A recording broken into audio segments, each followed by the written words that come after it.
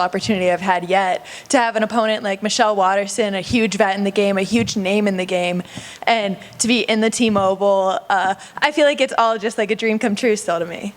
Sounds like you have a lot of respect for Michelle and who she is as an athlete. What do you think of her as an opponent? Like I said, she's a vet in the game. You got to respect her. You got to know that she's coming in there with her best fight.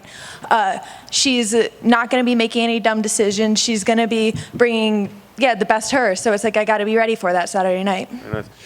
Simplicity, I think you say, striker versus grappler. Do you see it as that simple of a breakdown, or do you feel like you were both too well-rounded to consider it that type of a matchup? I think you can kind of see it like that a little bit, but for me especially, I don't care if the fight goes to the ground. I'm just looking to do damage. I'm looking to get in there and force her into situations that she's not comfortable in, force her into making bad decisions, and it doesn't matter if it goes to the ground to me. If we're on the feet on the ground, I'm going to be content as long as I'm doing damage. Very nice. You get a win here, like you said, on this big platform, this big opportunity. What's important for you? Is it looking up the rankings and like picking specific names to work your way up, or is it just stay busy? Because I feel like you just want to fight as often as possible.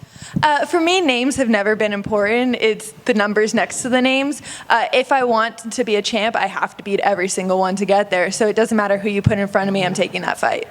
Last thing for me, what type of fight do you think we see here? As you said, a veteran. Do you think this is going to be a back-and-forth battle, lengthy, or is this one that you can go out and maybe not look for a submission, but get one? What kind of fight do you see? I do think I will be able to find my submission. I do think I'll be able to get my finish. I don't see it necessarily being a back-and-forth battle, but I don't see Michelle going away easy either. Gillian, right here. Going off of that, you said you don't expect it to be back and forth, but not putting her away. Does that mean you kind of view this as kind of a dominant performance from you, is what you expect? I think I'm expecting a dominant performance. Just the way that my camps went, I've never felt so ready for a moment. I keep on saying to myself that this is my time, because I do just truly believe that at this moment. I believe that I am more than ready to walk in the cage right now, more than confident in myself and my ability, and it's my time. Was it something different in this camp as opposed to previous ones that led to you kind of having this feeling for this fight specific? I think it's honestly just my last few camps.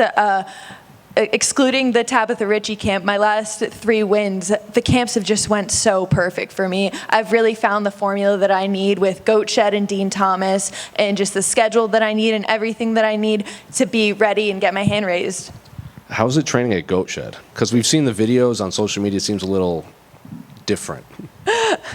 It's definitely a little bit of chaos, but that's what a fight is. You know, you got to be ready for a fight, and you got to be ready for all that chaos in the fight. You got to be ready for the crowd screaming and everything like that. So that's what Goatshed helps me provide. They got that little bit of chaos. Last one for me. Can I get your thoughts on the main event between Alex and Yuri?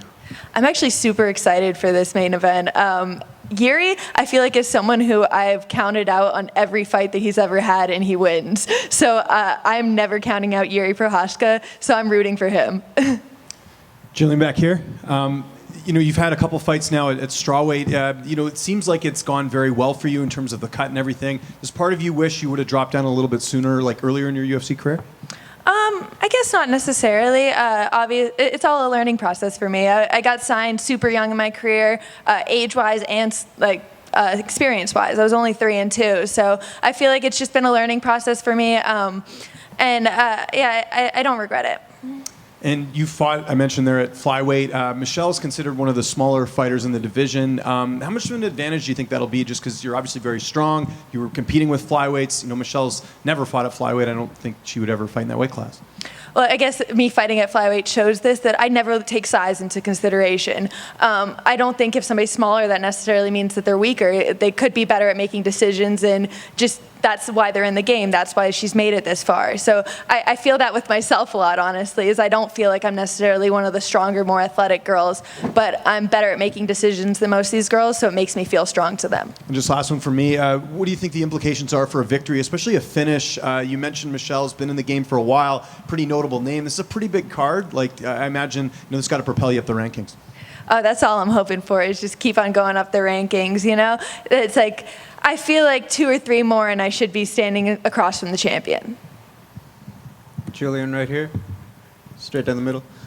Gillian, I wanted to touch back on working at Team Goatshed. We know, for example, President Awesome as a promoter and as a personality. I want to know, what is he like as a teammate and as a coach? Because obviously several fighters in UFC trust him and the work that he puts in as a teammate. Oh yeah, President Awesome. He's all over the place. Karate, combat, UFC, wherever it is, he's all over. And he's an amazing person, amazing coach, and I'm blessed to have him at the gym every day. And then you work with Dean Thomas for a long time. We get to hear him a lot on the broadcast. Can you speak a little bit? How close is he to that guy that we hear on TV? Like, is that the kind of advice that he gives to you when he's coaching you at the gym, or do you get a different version?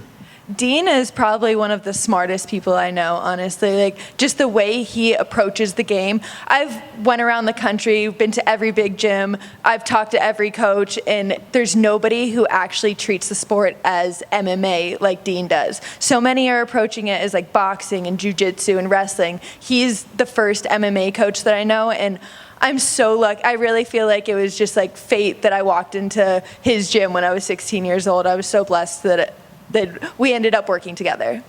What do you think it is? Obviously, you have respect for the work he puts in, and likewise, but what do you think it is about you guys as personalities? Because, you know, he's a very respected mind in the game, but you guys have just kind of had that, you know, that duo working for a long time. What do you think it is about you two that just works for so long?